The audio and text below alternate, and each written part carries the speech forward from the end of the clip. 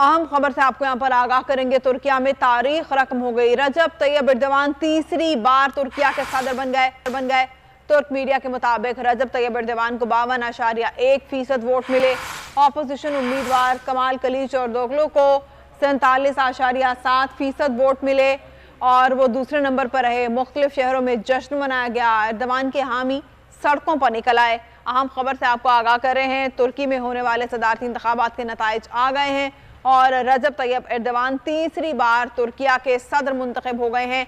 तुर्किया में तारीख रकम हो गई है। रजब तैयब एर्दोगान तीसरी बार तुर्किया के सदर मुंतखब हो गए हैं। उनके मद्दे मुकाबिल जो उम्मीदवार थे उन्हें 47.7, जबकि रजब तैयब एर्दोगान को 52.1% वोट मिले।